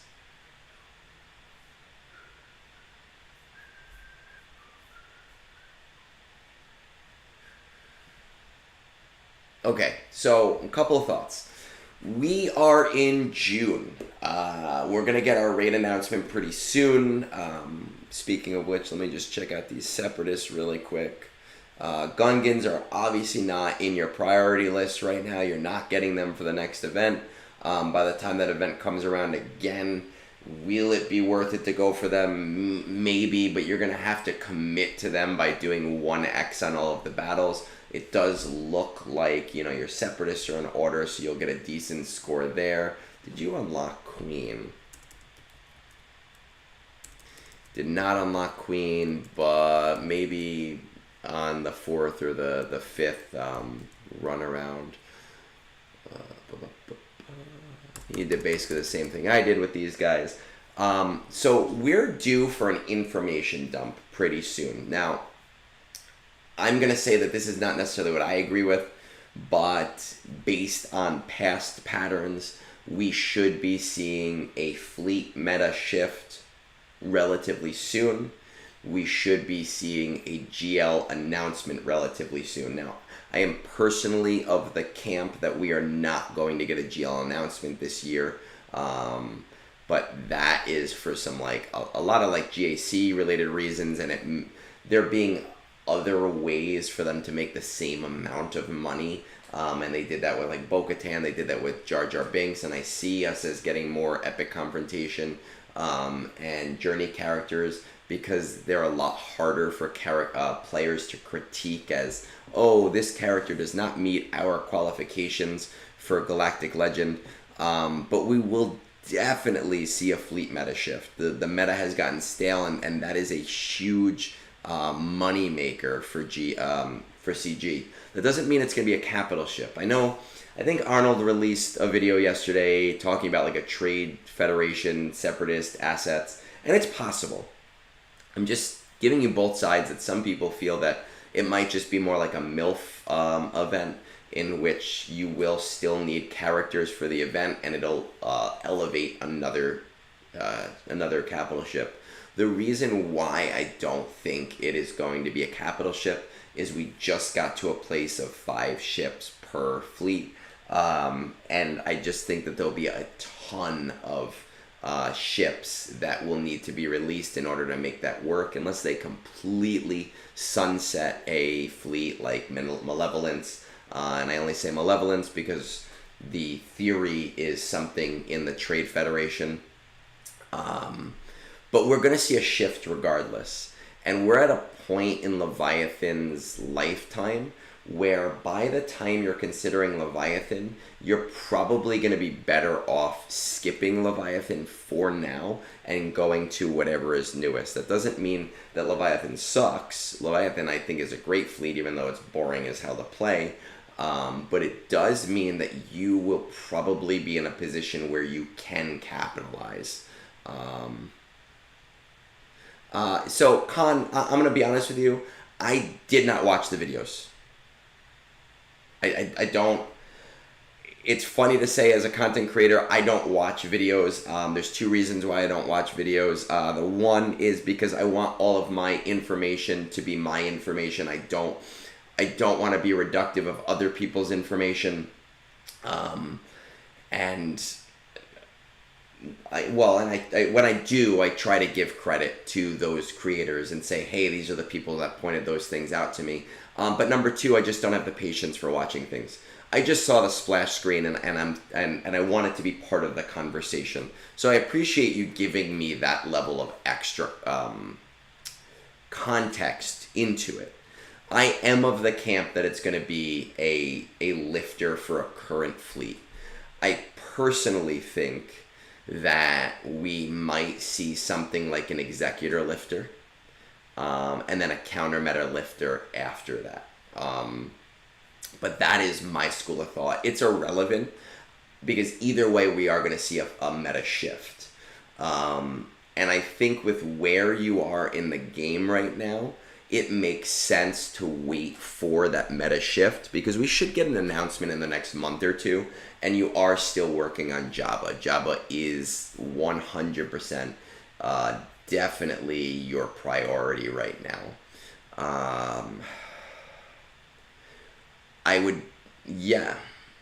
Your plan is Jabba into Leviathan, into Bo, into Leia. I would just switch that around, and I would say Jabba into Bo, into Leia, into Leviathan. The caveat to that is, once you have Jabba is like 100% your most important thing. Whenever the fleet meta shift announces, any other project, I would prioritize that fleet meta project. Whatever that new project is, whatever that new release is, I would be prioritizing that. I mean, Jason, I probably. I just want all of the information. Like, I don't like to talk about theories. I hate talking about theories. I like to talk about concrete information. That's where I go with things. But I do want to be aware of them, and I do want to take them into consideration. I like to talk about patterns. I don't know why your message was redacted. Unless you deleted it, but whatever. Because there's nothing wrong. I don't know how moderation works on YouTube. But anyway, the point is, I like to talk about patterns, but just keep those things in mind in order to get a fuller picture. So I would say, only based on information you have right now, to go Jabba, Bo, Leia, Leviathan. I would say, if we keep in mind what's going on in the future, Jabba, Bo, Leia, Leviathan, stop everything you're doing to go after new meta after you have Jabba. Jabba is going to be your most important thing. New fleet meta is going to be your next most important thing. You're going to 100% want to capitalize on whatever that is. Your guild will love you for Mandalore. They already love you for Zepho. Mandalore is an easier unlock by leaps and bounds. We just barely unlock Zepho every time. I gotcha. Probably because I gotcha. I would understand why. Mandalore we unlocked on like the second go around, right? We didn't have enough people the first go around. The second go around, it was just this easy, like super done, like whatever. Wash your hands of it, done. But I do think that the fleet meta is always something a person should capitalize on. And one of the positives of capitalizing on a fleet meta early is usually the new fleet can beat the old fleet at like 5 stars, which means you don't have to bring it to 7 right away. I have never brought a new fleet to 7 right away. I always check, and this is one of the reasons why I like a fleet Discord. I always get my fleet to 5, and then I check in with my fleet Discord and I say, hey, what are you guys doing? Like, how are you feeling about the new fleet? Are you getting it the first month? Maybe like 2 people will say, yeah, we're getting it too, we're on task. And if 2 people are getting it, I'm leaving it at 5 for a month. Next month comes around and I ask again. I say, hey, who's unlocking? Like, what's going on? And it usually takes me like 4 to 5 months to get it to 7 stars without losing any crystal income and it still being a strong fleet. And now I've saved 5,000 to 7,000 crystals without losing anything. Yeah, man, I appreciate it. My goal, like I said, 1,000. Like, help me out so that I don't put ads on my Twitch because I want you guys. Well, Twitch probably does, but I don't put extra ads on my Twitch because it's not about the money. But YouTube runs ads anyway, so let's give me the ad revenue, not them. You know, so I would say let's do it by the end of the day, but that's asking a lot. I got a decent amount with my Conquest guide yesterday, and that was super nice. I'm always on the pulse of Conquest. So anyway, ChargingBadger, that's what I would do with your account with where you are. It's all big projects at this point, right? Because you're already at 10 million. It's all about just trying to stay on the pulse of things. If you can afford the shards, if you can afford the energy, as you start to get through and finish Jabba, and as you start to shard farm finishing up Leia and like Bo, I wouldn't sleep on Gungans because they still are a good team, right? I would at least do 5 battles on them to get them usable at some point. But you're past the point of getting them next time, and you're just gonna have to rely on your other things for that. I think one more came through on Discord while I was doing this. So let's get one more done. I'm assuming Hodhod, that's your name on Discord too, because we have the stream thing up, right? So I can't check. But let's see. 143. Oh, there you are. Perfect. So I can chat with you if you have any context to talk about. Speaking about me on YouTube, I don't know if he's listening right now, but just honestly, super, super big shout out to him. Moonborn, right? He's someone who came to me with a roster review a while ago. Like, we're in June, so maybe in January, February. And he did some of my animal prints, my Reddit animals for me just as a joke. And now we have the Mega Man hoodie that is on our merch store that I fucking love. It's got all the animals on it. And we've become really good friends over that time. He does such incredible shit. If there is any graphics on Reddit or YouTube cards or in YouTube videos that look pretty, like my brunch cards, like my fucking brunch mug, like that Farm Jabba graphic, like the card for this brunch, like the infographics yesterday, it was fucking him. He does it. He does everything. He did Fat Phil's recent redesign with the not Wampa. He is amazing at that stuff. He is a fucking wizard at it. If you are a creator and you want to elevate some of your cards, or you want to rebrand and have something that's more cohesive, reach out to him. He is very reasonable with his rates. He really just wants to help out and maybe, just like me, make a couple extra quick bucks. But he's amazing at that shit.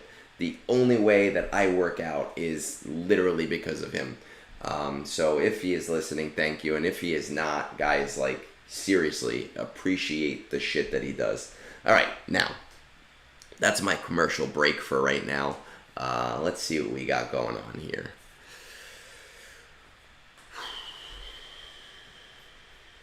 We're on Discord right now. Top 20, 15-ish are all executors except 2 that are profundities, and the profundity users are after my payout. I get to 1 very regularly. I coordinate with the top 15-ish players, and we're very friendly towards each other. Good. Rebel round. Okay, so the only 2 that you're not doing at some degree of CT are Secrets and Shadows and Fanatical Devotion. That's not necessarily that big of a deal. Places of Power, SLKR cheese. You didn't even need to say SLKR. Once you said 1 star, I knew exactly what was going on. CLS with Cara Dune instead of Chupio to CT2. Jedi with Jedi Knight Luke to CT1. I bet we could level these up. Let's take a look.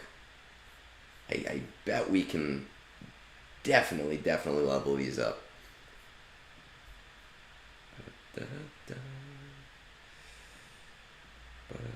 Oop, I just changed that around. Silly me. Let's cut back in. Oh my god. Yeah, we can. If you got... Dude, absolutely. We can level this shit up. Oh, actually, I'm looking at the wrong GG. Let's lie. Or I lied. Let's see. Let's take a look. So we're hitting 1. Man, I was like, how are you only with that guy? Alright, I got you.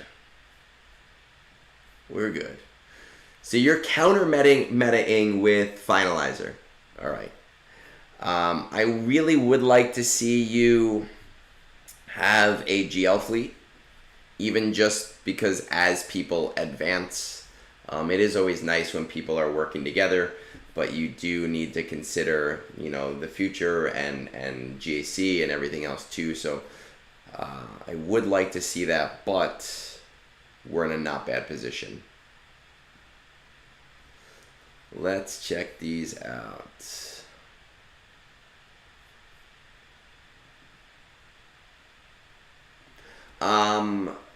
It's going to be a pain in the ass. Where is it?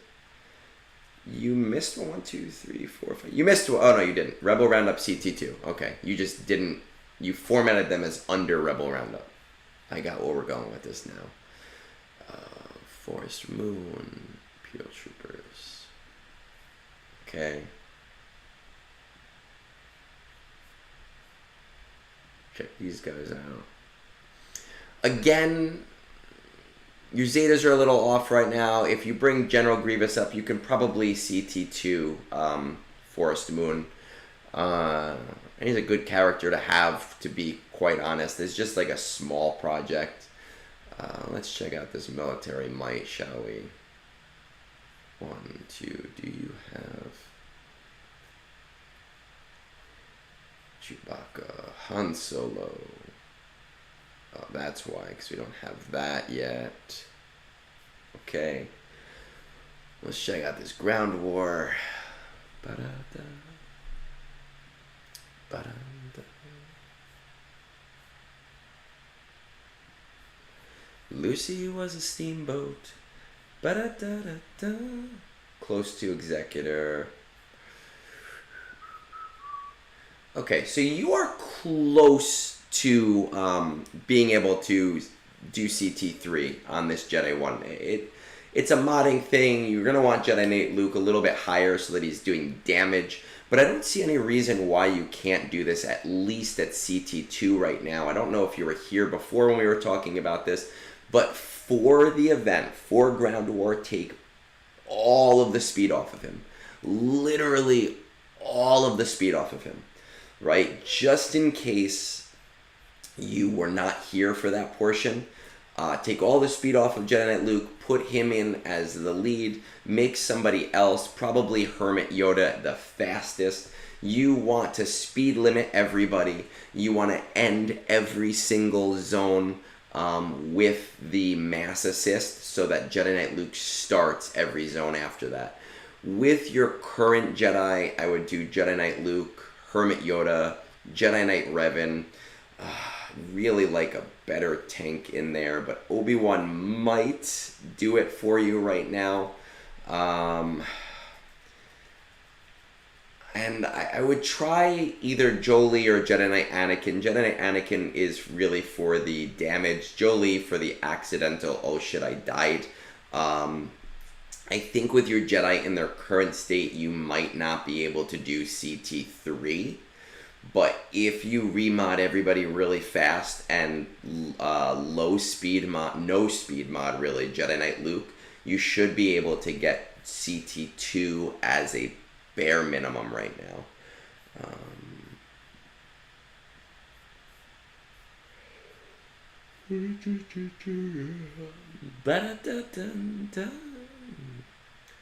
Okay, yeah. Captain Rex is going to be your gateway to doing Secrets and Shadows. I would recommend, honestly, farming Captain Rex as like a slow farm right now and bringing him up to like G12. Because if you do that, your Phoenix will be significantly elevated into a usable team, all at the cost of one character. And it will give you that Secrets and Shadows at CT1. Alright, so that's just something really to keep in mind right now. Let's see how far away we are.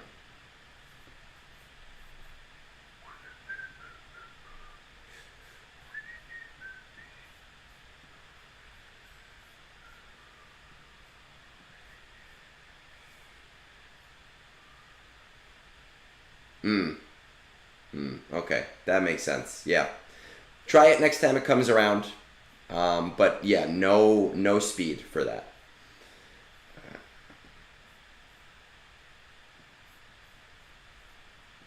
So we have SLKR, we have that, we're not as close to that. Grand Inquisitor, oh no. Wait a second. No, okay. Okay, yeah, oh, well, you are very close to Executor.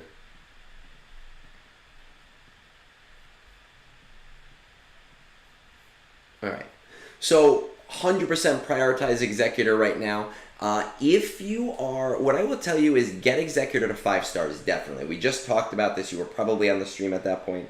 Definitely get it to 5 stars, but if you are counter-metaing easy, and after 5 stars, I would hold off on bringing it to 7 for as long as possible. Save those crystals as long as you're getting your number 1 every day once you get your Executor. 5 stars because that just is where all of the good stuff is unlocked with Executor. Let's see. Really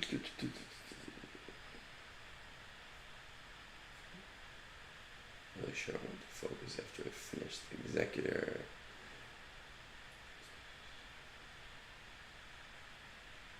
Oh, we're both in Awakened.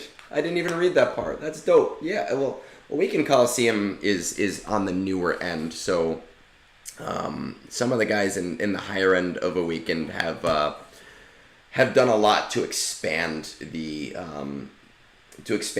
alliance.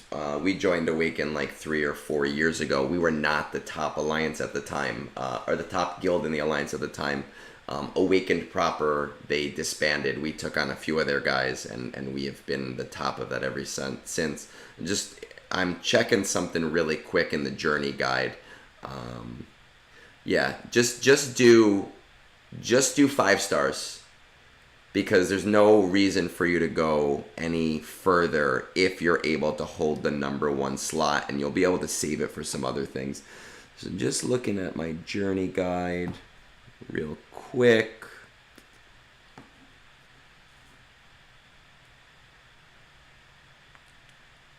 Oh man, I got some good news for you, man. I really do. So your passion right now is Fennec, right? Here's the great fucking news. Fennec is part of the Jabba requirements. Now, based on where you are with both Jedi Master Luke, right, and Jabba, I would say finish Jedi Master Luke first, because you're at the hard conquest spot, right? This is just the basic. You've watched some of my reviews before. You're really in that same area and that ecosystem that everybody else seems to fall in. You are in the Jedi Master Luke and Jabba ecosystem. I would do Jedi Master Luke because of your proximity to it right now. He will help you in GAC. He'll help you in Conquest. He'll be a very useful character to you. And I would pivot right into Jabba afterwards. And Fennec Shan is Relic 7 in that journey, so you'll kind of get the things that you want as a passion while also doing the things that I want as an efficiency thing. Those mods are just going to be so incredibly important to you as a player. The one thing I want to talk about with you here, though, because your review is pretty much the same as I think another one that I did today, right? So you're doing like JML into the Jabba thing, is really just Captain Amazing has like what he calls the hierarchy of needs. And I've never released a video on this, but I've talked about it on stream before. I guess the best way to call it would be like the hierarchy of farming. Is I always look at, or I used to, I only ever have like one thing to farm now. But while I was playing catch-up, I always looked at it as a hierarchy of farming and having 3 levels of farming. You have your primary farm, your secondary farm, and your tertiary farm. And basically what that is that while I'm relicking, sure, absolutely, and I'll get to that on yours too, but while I'm relicking my primary farm, right, so I'm finishing up Executor, that's what I'm like relicking right now. I'm working on the gearing for my second farm, which would be Jedi Master Luke. And I did notice your Chupio is not, your Chupio and Mon Mothma are not there yet, so you'll have to shard farm them as well, so you won't have a tertiary farm yet. You won't have a tertiary farm yet, but once you finish the shard farms for Jedi Master Luke, you'll start shard farming for Jabba, and that will be your tertiary farm, right? So that's kind of something that you want to think about. In terms of Conquest, I don't know if you saw it yesterday. I released my guide on Conquest yesterday. It's a video. It's about a half hour long.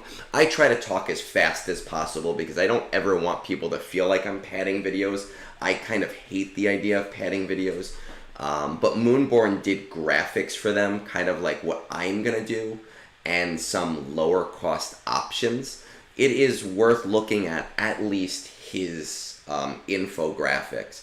I can definitely take a look for you. I think that Jedi Master Luke is really a huge resource that is going to be game-changing for you for Conquest, which you may or may not get in the next 3 months for this specific cycle, right? So if I were to pull up my stuff with him. You know, you're going to have a hard time with a lot of these sector feats just because you're not going to have the cheese ability, you know, that I have. And if you're not familiar with it, you know, these are kind of the graphics that we put, or he put together the graphics. Thrawn, good morning. Of what I'm going to do and some other like lower cost options for some things. But let's take a look at your roster, and you can always look at that on your own as well. So resistance wins are going to be really, you know, resistance wins are going to be, they're not happening for you at all. Ewok wins are probably not. You're without Jedi Master Luke. You're at a point where you're focusing on the teams to get through Conquest more than you're focusing on the feats for Conquest. You know, like Ewok is gonna be really, really, really tough for you to do. Let's see. Traya is a great. Ooh, G12. Maybe if you were to bring her up a little. Oh, well, with a tank. Do you have Malik yet? No Malik yet. So there's a common cheese in Conquest where you find like a Mon Mothma team or a Geo team, and you throw Voluntary Vanguard, Darth Traya, a strong tank like Malik, and you let them all hit, and assist, and then they have 0 health left, and you clean up with whatever your weak character is. I don't know if you're there necessarily yet to be able to do that. Oh man, I'm getting hungry. Ooh, Mandalorians. You know, you might be able to get Mandalorian kills, especially if you're bringing the Mandalorian up for his ship. That's something you may possibly be able to do on like the Datacron node. If you have him at R5, it would be preferable. It'll be on like the second half of Conquest, so your Mando kills most likely.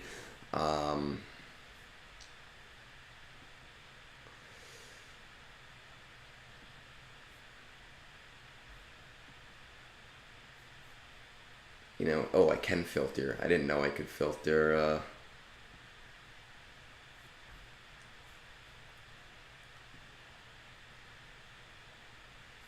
Didn't know I could filter this way. So let's do a filter here and let's take a look.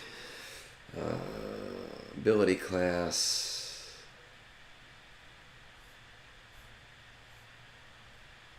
This is a whole different kind of roster review, man.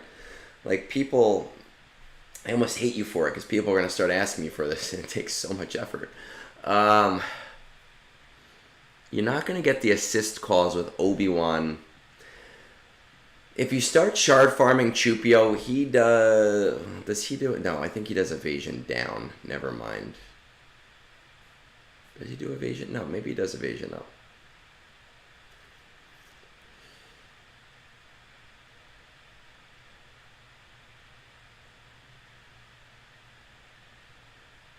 Yeah, I would do JML and I would do Jabba. I have to like read and crap, man. What? Did I hit the wrong thing? Did I hit evasion down?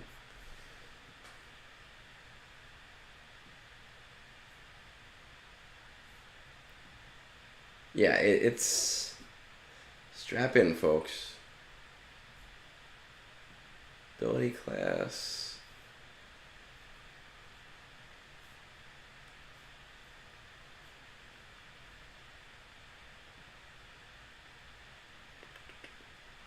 Okay, so it's Han Solo. I mean, you can probably do evasion up. It might be rough without Chupio as like a full squad, but well, you can use him at 5 stars. But I would definitely kind of start. If your worry is Conquest, JML is going to be a big deal to you. And a CLS squad is going to be a big deal to you. And the good news is that JML is going to give you a CLS squad. I don't think you're going to be able to get the Master Qui-Gon and the POW kills. That's going to be a real struggle for you. Sector 2, global feats. Challenge path is going to be really fucking hard for you. Captain Rex surviving is going to be really hard for you right now. You might be able to do Captain Rex surviving with like an SLKR team if you put in a strong tank and with a pre-taunt, because voluntary Vanguard's not going to work with an SLKR team, and you kill really fast. So I could see Captain Rex surviving being doable. Win 15 battles with at least 4 Gungans. I'm assuming you have the Gungans unlocked. The only reason I don't want to check is I don't want to... We'll do it this way.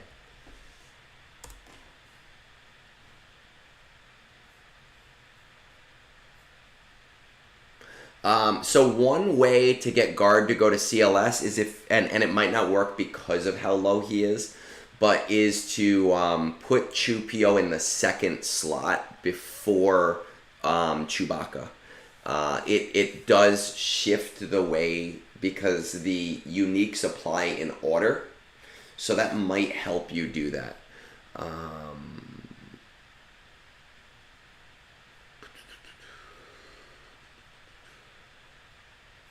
Do you even have the Gungans?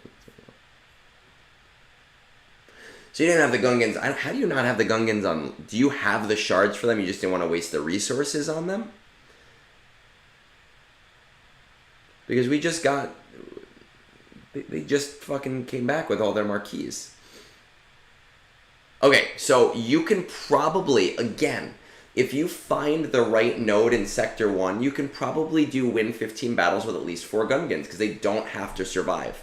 So with like SLKR lead and the right data discs, and we don't know what data discs are coming up, you just throw the 4 of them behind SLKR, maybe against a Bad Batch team, because you can poke and go really fast, and they don't have over-prepared on them. I can see you doing it. It's just going to be painful. Sector 2, Rebel Fighters. You know, this is where JML is going to come in really nicely. Rebel Fighters is going to be a pain in the ass. You know, you could put Cara Dune in a CLS squad and try that. You could try the Treya cheese with Cara Dune because she has an AoE.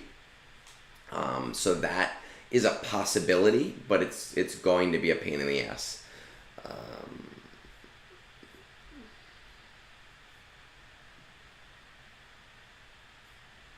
Night Sister is probably not going to be happening. Let's see, ability class, potency down.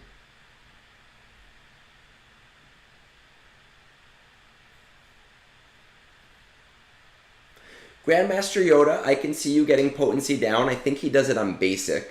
So if you use like GK, Jedi Knight Luke lead, you can just do a ton of assist calls and just have him basicing on teams. So you can definitely do potency down. Yeah, Adam, I said this in my video too. I honestly, I'm going to red crate, but I don't think I'm going to buy shards of Luthen. So it's going to take me 4 or 5 months probably to unlock him. Because even if his ship gets announced right off the bat, I'm still going to have time to get it if I have to buy shards next time. So I think I'd rather just buy relic material over these 3 months and get him on the 4th month or get him on the 5th time. He seems like he doesn't seem amazing. He'll be usable. I'm sure he'll be great with his Datacron. Amazing with his Datacron. They're always amazing with their Datacrons. But I don't think I'm going to. Again, Imperial Trooper kills. If you invest in a strong tank to put behind Treya, you can do it with Admiral Piet because of Admiral Piet's AoE. Sector 3, let's see. Separatist wins are a possibility because you double down on those Separatists, but you're going to want the General Grievous to bring General Grievous up.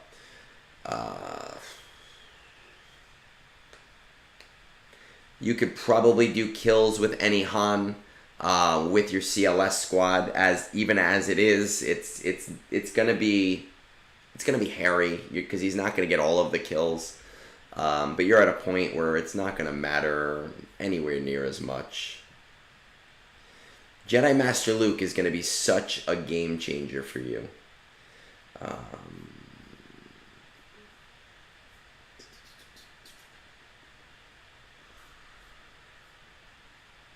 Don't have Seer up right now.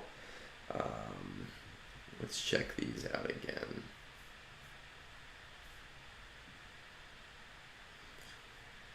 No, you're not. You're very unlikely to get We Adapt or Die. You have Iden, but it's going to be really hard. You could put her behind a tank and 4 Imperial Troopers if you have Voluntary Vanguard, and maybe really hardcore cheese that. But it's going to be very tough for you, and it's going to take a ton of battles. Accuracy up.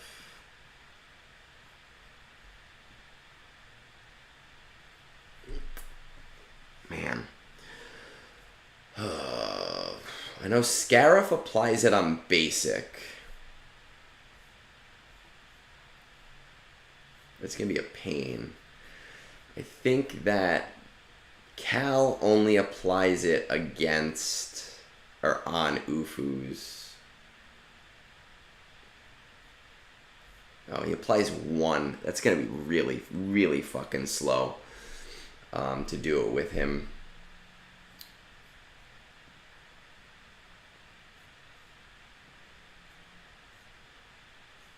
What you could try with Scarif Rebel Pathfinder, if, again, this is maybe bring him to 85 and like gear level 7 or 8, he applies it on basic. If you put him behind a strong team, well, I should say applies it on basic, probably not at level 1. You might need to, yeah, it would need to go to level 8. If you bring it to level 8, if you put him behind a strong team and some assist calls, you can do it. It's going to be a pain in the ass.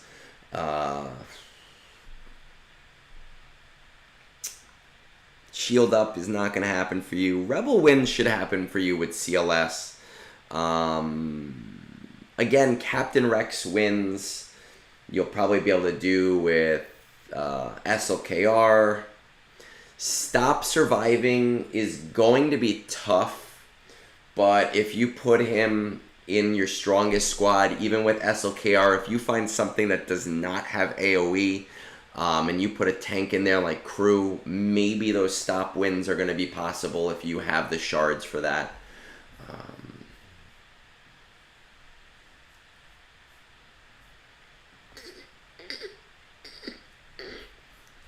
See, accuracy down.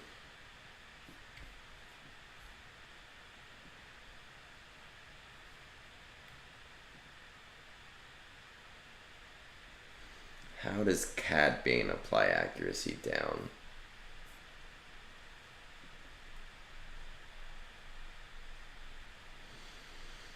Oh, so Cad Bane applies it on basic, so that's good news. And he's not the lowest level character right now. Yeah, Adam, that's a great point too. If you have, we'll check on why. I mean, we're at 4 million. Hopefully you have him at least like 3 or 4 stars. Don't even have him unlocked. Man, that sucks. Well, the good news is with Watt is by next, well, no. By the third maybe by the second conquest you'll have him.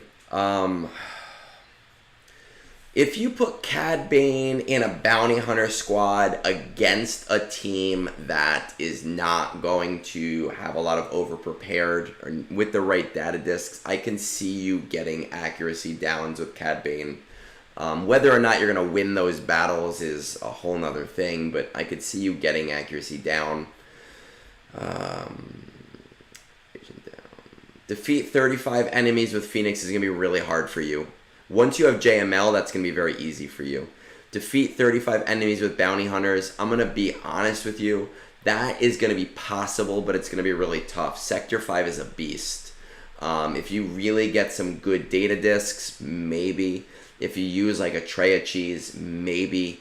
But Sector 5 really gets mean with the over-prepared and the extra speed, so that can be really, really tough to do.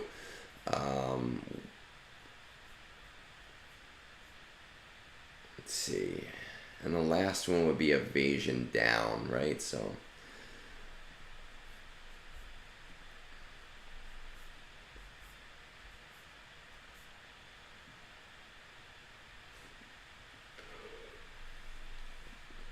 I mean, so your CLS squad, whether you win or not, I think Shupio applies that on basic, and he's going to be assisting constantly, so you should be able to get that one too.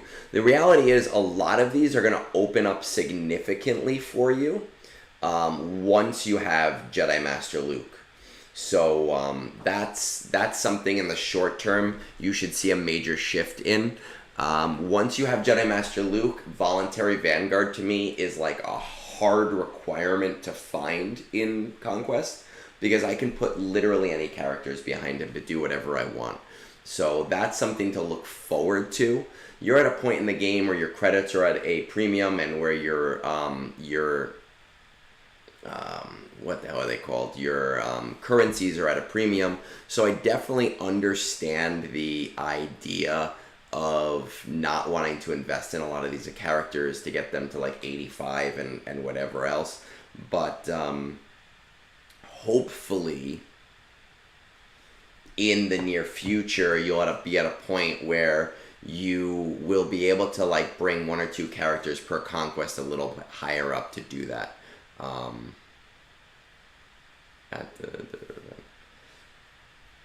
You can add him, but if he's doing Dark Side TB, I wouldn't recommend doing that specifically, especially for Luthen. But that's really where you're at right now with your roster. JML is going to give you the strongest character for Conquest.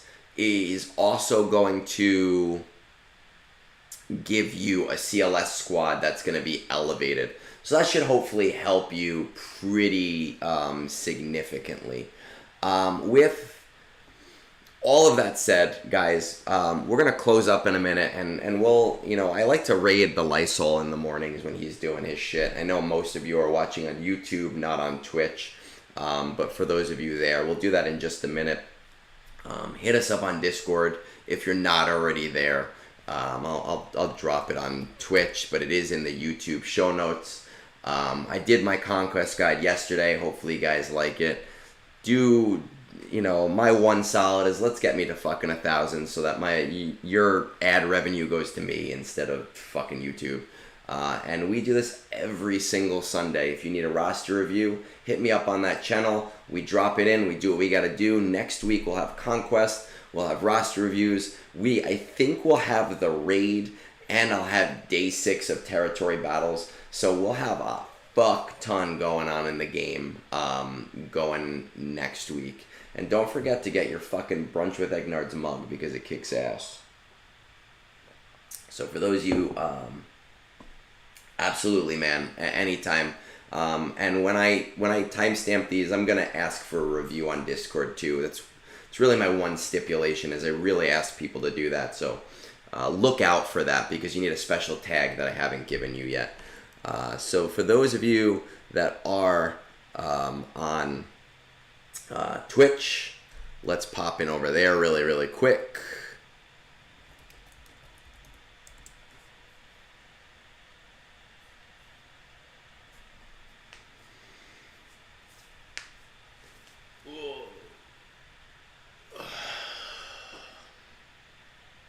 All right.